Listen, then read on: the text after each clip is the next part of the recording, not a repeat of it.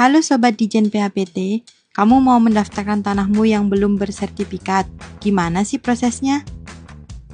Kamu bisa mengajukan permohonan hak atas tanah melalui kegiatan pendaftaran pertama kali untuk konversi, pengakuan, dan penegasan hak.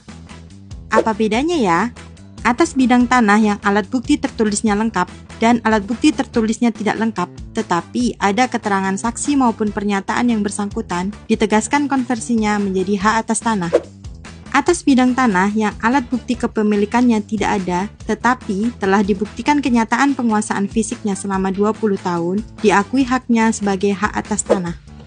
Lalu, bagaimana prosesnya? Pemohon datang ke kantor pertanahan untuk menyerahkan berkas permohonan yang berisi dokumen persyaratan permohonan sesuai ketentuan yang berlaku.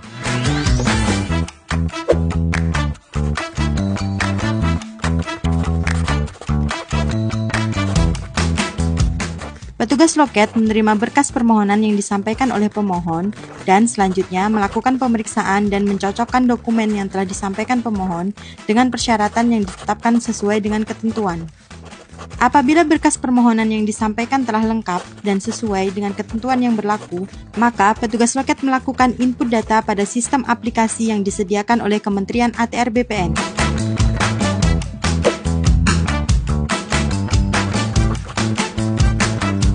Setelah berkas permohonan dinyatakan lengkap, petugas loket menerbitkan surat perintah setor sebagai dasar pemohon melakukan pembayaran PNBP untuk layanan pertanahan.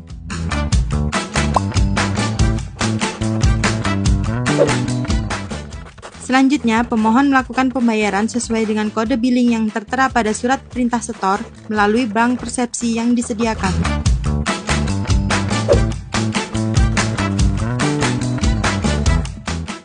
Perlu diingat bahwa PNBP yang disetorkan masyarakat melalui bank persepsi langsung kepada pemerintah. Pemohon harus mewaspadai apabila ada permintaan pembayaran layanan pertanahan yang ditujukan kepada rekening pribadi.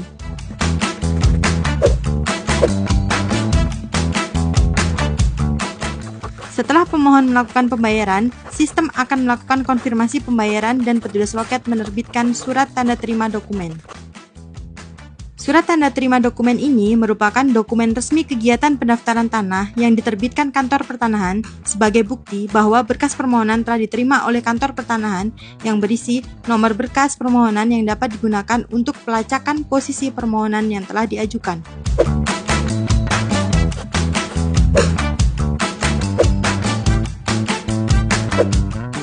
Setelah menerima surat tanda terima dokumen, pemohon diminta untuk melakukan pemasangan patok batas yang disetujui oleh tetangga yang berbatasan dan menunggu jadwal pengukuran dan pemeriksaan lapang.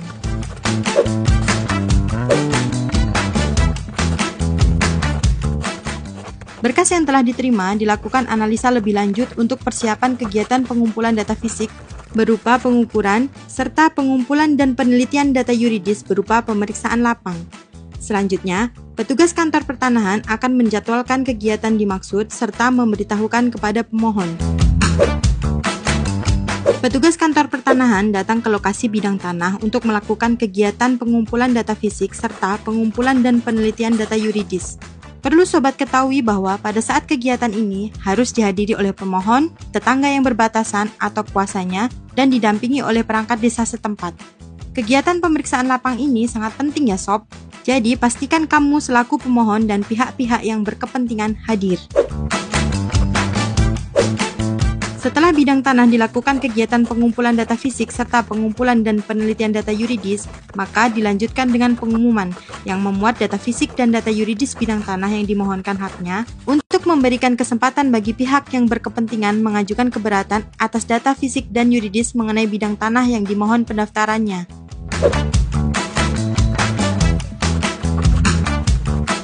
Apabila ada keberatan saat pengumuman data fisik dan data yuridis, maka akan dilakukan penyelesaian terlebih dahulu sebelum dilaksanakan kegiatan penegasan konversi dan pengakuan hak.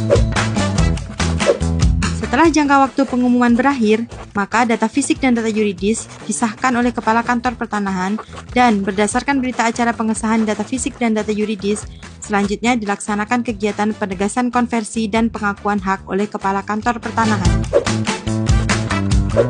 Berdasarkan alat bukti baru yang diajukan oleh pemohon dan kegiatan penegasan konversi dan pengakuan hak, maka hak-hak atas tanah dibukukan dalam buku tanah. Terhadap hak-hak atas tanah yang sudah didaftar dalam buku tanah dan memenuhi syarat untuk diberikan tanda bukti haknya, maka akan diterbitkan sertifikat hak atas tanah oleh Kepala Kantor Pertanahan. Setelah sertifikat terbit, kepada pemohon diberikan notifikasi bahwa sertifikat elektronik telah ada pada berangkas elektronik masing-masing pemegang hak. Dan apabila pemegang hak ingin mendapatkan salinan resmi sertifikat elektronik yang dicetak dalam secure paper, maka kepada pemegang hak akan diberikan salinan resmi sertifikat elektronik tersebut. Mudah bukan?